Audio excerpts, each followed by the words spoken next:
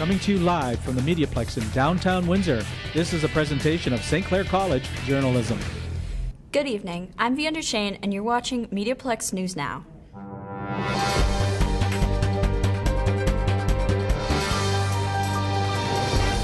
Fuel prices are continuing to be a factor in our daily lives. The average price today is a high of $1.64 with a low of $1.59. You may want to wait to fill up until tomorrow, as fuel prices will be dropping by a few cents. It's time to fight crime with Constable Sarah Wernstein.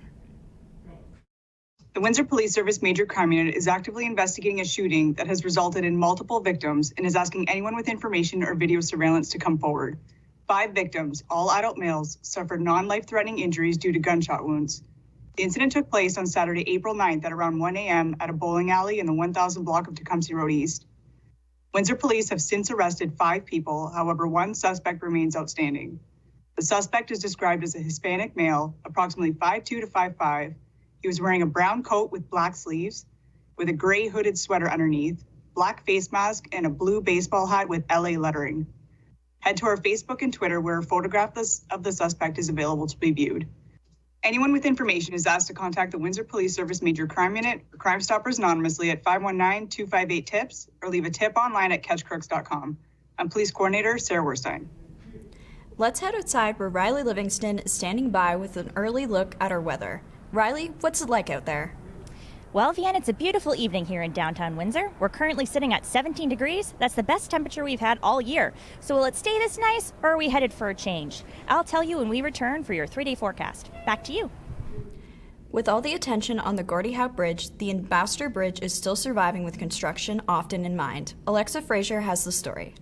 I'm currently standing at University and Huron Church where there's been construction under the bridge for months now. While construction on the Gordie Howe Bridge continues, Ambassador Bridge is falling apart, residents say. The Ambassador Bridge is almost 100 years old. Residents of the Ward 2 area are getting tired of rerouting their commutes every day. Emily Sadowski is a Ward 2 resident and is frustrated with the construction under the bridge. Because Canada isn't in charge of taking care of that bridge. It's privately owned by Americans. And we don't really have a lot of say in what they do with it. For MediaPlex News, I'm Alexa Fraser. St. Clair College is unveiling a new sexual assault reporting system, which is the first of its kind. Jasper Chaw reports. April is Sexual Assault Awareness Month, and St. Clair College has now adopted a new system to report sexual violence on and off campus. Julia McFarland, a former University of Windsor law professor and a survivor of sexual violence, said that this is a good opportunity for college students. People need the safety of anonymous reporting in order to disclose. There's a difference between disclosing and actually making a formal report or complaint. And this was one of the things that I advocated for at the University of Windsor. And I think that the anonymous reporting platform, and we're beginning to see these adopted now in universities all over the UK, for example, and increasingly universities in Canada and colleges in Canada too. St. Clair College students are now able to use the platform just by signing up to report any sexual assault violence that may have happened. To know more about the platform, St. Clair College students can contact Rebecca Jimchuk, the Assistant Vice President of Safety and Security, for more info. For MediaPlex News, I'm Jasper Chaw. After a 2-year hiatus, the Play for a Cure 2-day hockey event drops the puck once again, and the crowd has gone wild. Kayla Chernowski reports. And I'm honored to be one of your MCs for the draft party tonight. For the first time since its beginning in 2019, the hockey charity event Play for a Cure came back to Windsor. This past Thursday, NHL broadcaster Ron McLean hosted the event's draft night at the St. Clair College Center for the Arts. The All-Star Game was held at LaSalle's Vollmer Sports Complex and featured many former NHL players, as well as U.S. national women's team member Megan Bozek. There were free sports drinks, event merchandise, and popcorn from local store What's Poppin' Popcorn Factory, available all night Friday. We brought about 450 small cones, and we brought about 50 pails of popcorn. All proceeds from the 2-day event will go to the Cancer Research Collaboration Fund in partnership with the Windsor-Essex Community Foundation. From MediaPlex News, I'm Kayla Tarnowski. The stock market continues to be a growing investment platform. Beginning your investment journey can be easy. Ken Pastushin tells us more. The St. Clair College Genesis Entrepreneurship Center offers many online workshops through Eventbrite. One of them is the Investing in Stocks, the Basics monthly workshop powered by the New York Public Library. What is a stock? It is a share in a business, and you can expect an average annual return of 10% from large cap stocks compared to 5% from bonds. The New York Public Library gave the example in their workshop of Apple Computer's initial public offering in 1980. Morgan Stanley, one of the underwriters, sold it to the public at $22 per share. The current stock price is what investors think the company is worth. The earnings per share is what drives the stock price up or down. You divide the earnings for the year by the shares outstanding. The price to earnings ratio is a measurement of how reasonably priced a stock is, compared to past performance, current growth rate, competing companies, and the major stock market indexes. To learn more about the stock market, you can contact a full-service broker like Edward Jones or a discount broker like TD Ameritrade. For MediaPlex News, I'm Ken Pastushin. St. Clair College and Express got together to play some ball. Isabella Spatafora reports. St. Clair College held their first Alumni Night of the year, featuring a basketball game between the Windsor Express and the Kitchener-Waterloo Titans last Friday. Aaron Basterfield, general manager of the Windsor Express, said Alumni Night is a time for networking and connecting. For both the Express and St. Clair, it's just a great opportunity to come together. The Windsor Express is a very community-focused organization, so we always want to partner with all the different community groups across Windsor, Essex, and the Alumni Association has always been a great partner to us. So it was definitely a no-brainer to host an Alumni Night together. Alumni Night was filled with mini games, a mixer, and a cash bar for the alumni and performances by the Windsor Express dance team. St. Clair College frequently partners with the Windsor Express team. We've had quite a lot of ties with St. Clair College over the past 9 years that the team's been in existence. So some examples would be that we partner with MediaPlex to host our live stream. We've had interns from all different programs in St. Clair College, such as the journalism and media program, marketing program, as well as sport and recreation management. So it's definitely important for us to connect with our community partners, such as the Alumni Association, and host a great night of basketball, entertainment, music, and etc. According to Basterfield, current St. Clair students were allowed a discount price of $12 for tickets to see the game. The game ended with a Titans victory of 112-98. From MediaPlex News, I'm Isabella Spatafora. Are you wanting to move out? Well, you might want to think again, as rent prices continue to rise in Canada. Caleb Coulter tells us more. If you rent an apartment or home, this will come at no surprise to you. Windsor's rent continues to increase this year, according to a government report. The Canada Housing and Mortgage Corporation measured the rent increase between 2020 and 2021. Windsor's average rent increase was higher than the provincial average of 5%, which really isn't anything new. Windsor has seen their increase surpass the average for the past 3 years. At an increase of 5.9%, it seems the COVID-19 pandemic did not slow the bustling housing market in Rose City. In fact, prior to the census report, the Windsor census recorded just under 2,500 new permanent residents. This is much higher than in previous years, with Windsor ranked number 15 in Canada's fastest growing regions. So buckle your seatbelt. It looks like Windsor will be growing, and fast. From MediaPlex News, I'm Caleb Coulter. Are you thinking of becoming an entrepreneur? With all the entrepreneurship events in Windsor, now has never been a better time to start a business. Gracie Lowe's has the story. Windsor is becoming the go-to place for entrepreneurship. Part of the reason for the increase in entrepreneurship is that more people are asking questions and attending informative events such as the Entrepreneurship Speak Her series.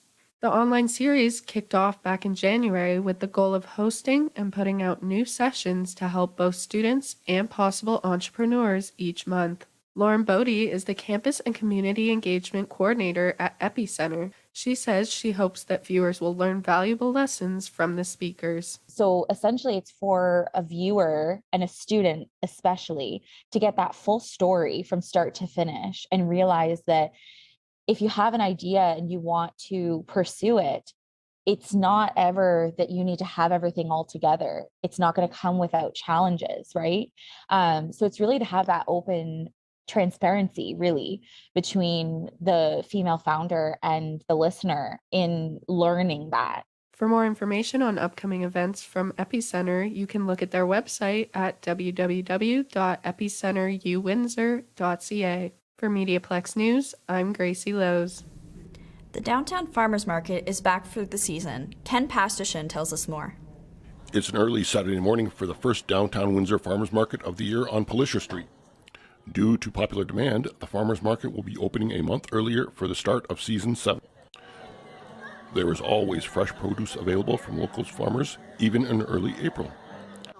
We're here every week, Saturday mornings 8 to 12, I beg your pardon, 8 to 1, right through to December the 10th.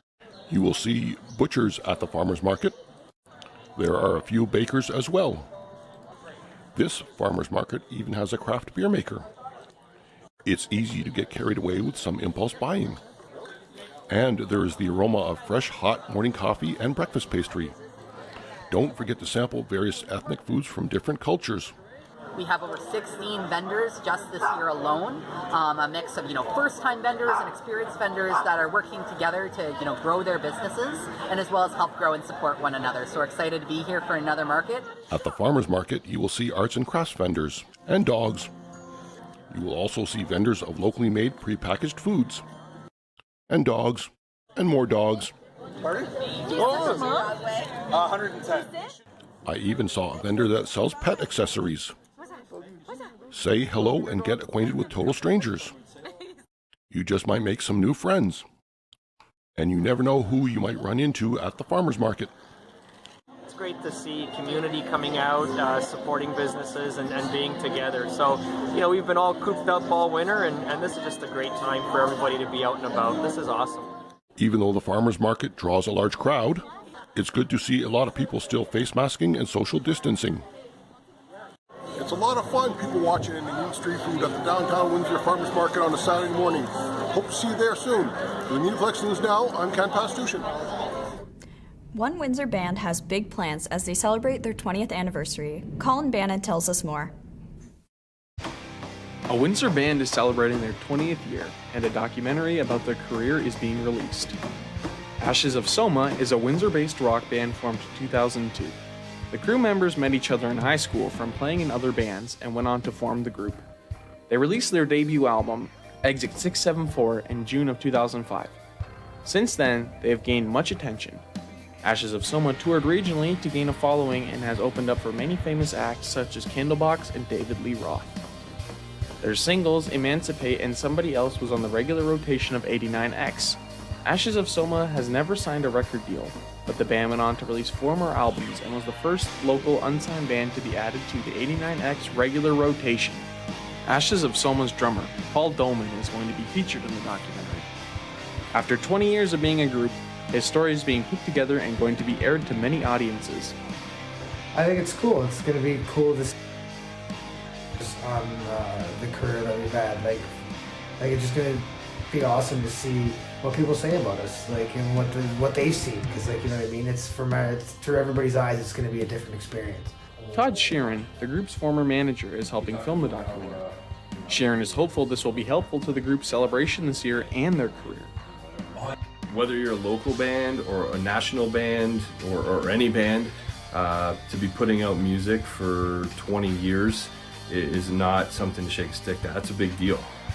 People don't even stay in relationships for 20 years, and to have 4 guys or more guys maintain their friendships and get through the good times and the bad times together. Ashes of Soma's documentary is scheduled to be released in June this year.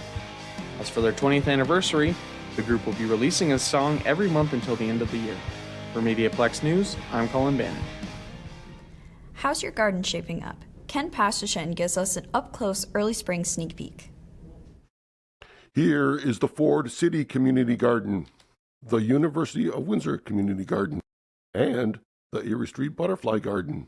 These and other Windsor-Essex community gardens do receive donations from Greener Farms in Kingsville in the form of customers' unclaimed compost. They do not believe in wasting food. And for a fee, Greener Farms will pick up your food scraps, break them down, and compost it for you to use in your garden. Dane and Ali of Greener Farms gave a gardening for and with your soil workshop at the Cheese Bar Cheese Shop in Lakeshore. I was there, and here I am in my own backyard next to the Victory Garden. We can expect frost from mid-October to late April. Here's some tips from Dane and Ali on what seeds to plant and when to plant them. Dane says cherry tomatoes are easy to care for, but need lots of water and should be planted in late spring because they don't like the frost. If you have your garden in a spot of your backyard that gets a ton of sunlight, then you want to make sure you're planting things like tomatoes and peppers and squash that can handle a lot of sunlight. Ali says basil should be planted next to the tomatoes because it repels insects. Basil is also sensitive to cold and needs to be watered often. Ali also says snap peas have lots of nitrogen and is great to plant in soil with lots of problems. You can plant peas early because they can tolerate the frost. If you have a low light area, you can do peas or lettuce or things of that nature, things that will tolerate lower lights in areas. Kale can also tolerate frost, but Dane says kale is prone to cabbage moths and suggests covering them with cloth while they're still young. And finally, Ali says nasturtium is an edible flower plant that tastes good in salads. Like basil, it can ward off pests and should also be planted during warmer weather. For MediaPlex News Now, I'm Ken Pastushin. Is working from home a thing of the past? Ravishan Wijamane reports. It's the end of an era. By April 27th, all COVID measures will come to an end. In fact, starting this week, Ontarians don't even have to wear a mask in public spaces except public transit. With Ontario returning to normalcy after nearly 2 years, workers are anticipating a return to in-person work. Chatura Kankanamge is a database systems developer for Amazon. Since COVID-19 protocols began, he has been working remotely from his bedroom in Toronto. He says a return to in-person work will give him much-needed separation between his work and social life. Previously, the sort of commute allowed me to bookend my days. I found that sort of disappeared when I started working from home. I would roll out of bed, get started with work on my laptop, do the regular working day, but I would not be as productive during the daytime, which meant that the work would spill over into the nighttime. According to Statistics Canada, about 90% of remote workers say they were as productive as they were in person. However, the same study found that more than 35% of those people also worked longer hours to achieve the same work. For MediaPlex News, I'm Ravishan Wijayman.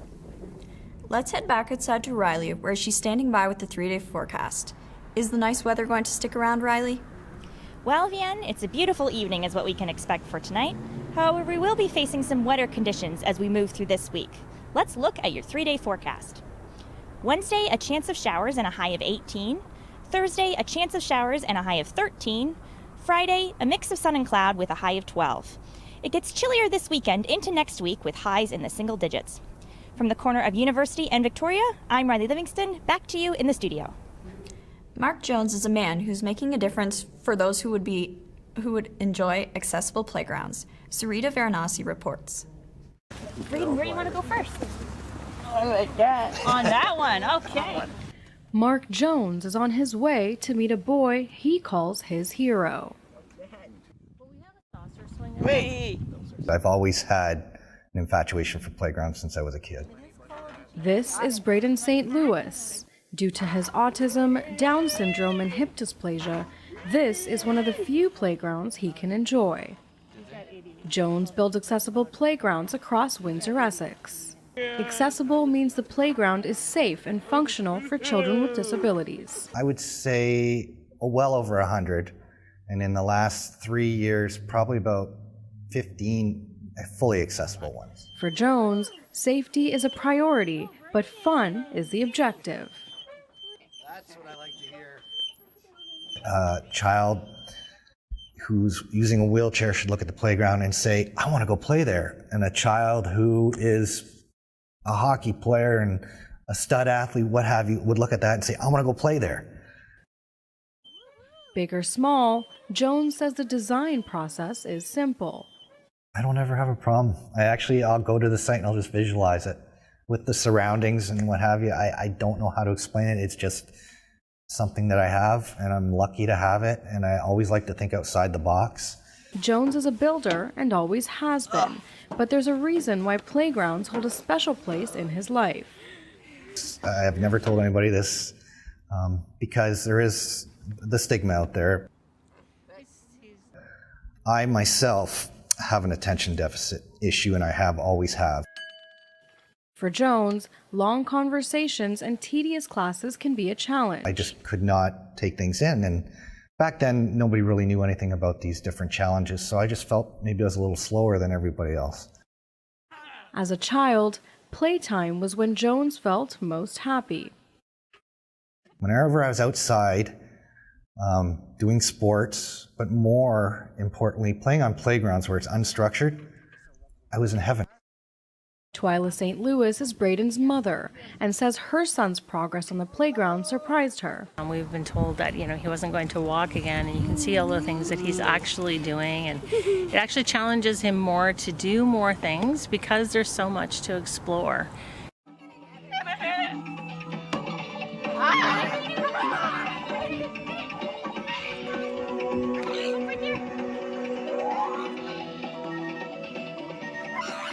He really, really is doing a lot more than we ever expected him to. Before 2014, Braden had trouble walking, but could still play on regular playgrounds. We were taking Braden to playgrounds before he was in a wheelchair. And when we would take him, he would do certain things, but then things got harder for him to do. So they built a backyard playground. We built the playground within days of when we got the diagnosis that his hips were dislocated.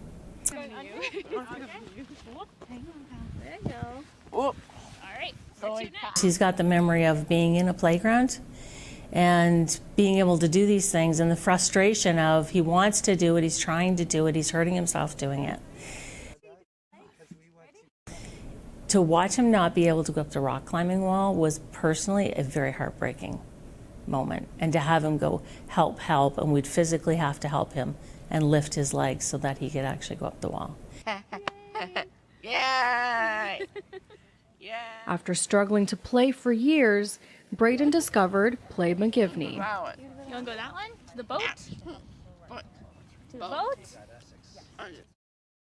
This time, his shouts were not of pain, but of excitement. Oh! Ready? There's no better feeling than that. Money is not an issue to me. I don't care about money. I drive an old truck. I don't care. It's the smiles on these kids' face. That's everything. Mark Jones has an amazing heart. Like, he's kind, he's wonderful, he's visionary. It engenders kids' imagination.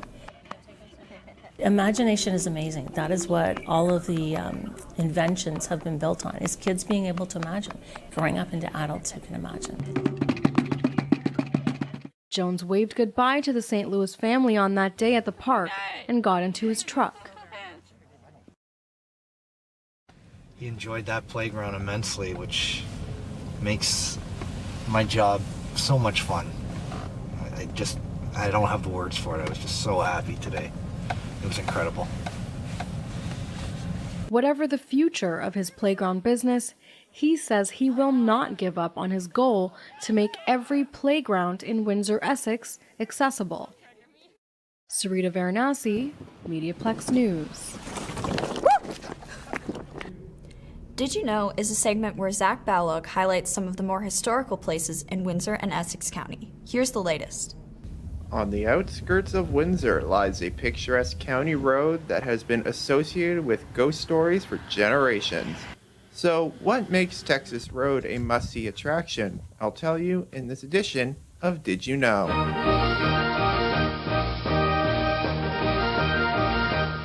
Texas Road has been a source for urban legends for years, and it is a really popular road with local ghost hunters. These ghostly tales go back as far as the colonial period when the road was being constructed. It is believed that the area is haunted by employees of a train company that used to work on the train tracks. There have also been reports of people seeing anything from the Headless Horseman to ghosts, and there have been many people who have just mysteriously disappeared. We can go down to the end of Texas Road tonight then. What the hell are you talking about? All those ghost stories, man. In 2010, a movie was made about the famous road. The film was directed by Windsor native Dylan Pierce and centered around 5 friends who take a joyride and then find themselves haunted by an unspeakable evil. So I was talking about those stupid stories? The ones with the ghosts and goblins. Ooh. The more you know. For MediaPlex News, I'm Zachary Balog. Public relations is a part of the family of programs offered here at the MediaPlex. Here's a look at the exciting things they do.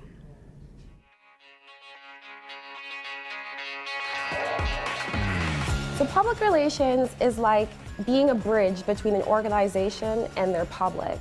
As this public relations expert, you are a liaison, so you have to connect the brand or the business or the company with their public in such a way that the public responds to them in a positive manner. So the advantages of taking public relations at St. Clair College is that we have access to the MediaPlex. Now the MediaPlex offers us a converged education. It's one of 3 in the world and the only one in Canada. What that means is that we're taught in film, broadcast, radio, there's graphic design, we do event planning, we write all sorts of press releases, we work in tandem with the journalism club. So at the end of everything, you can communicate any professional message across any medium. So what do you think about public relations?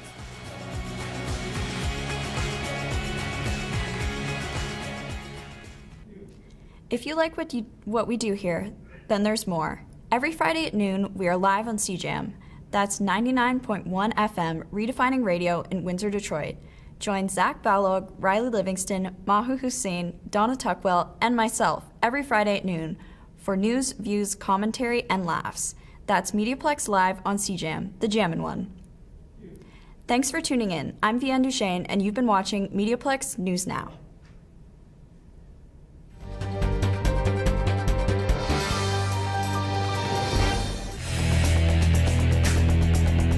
MediaPlex News Now is a production of the St. Clair College Journalism Program.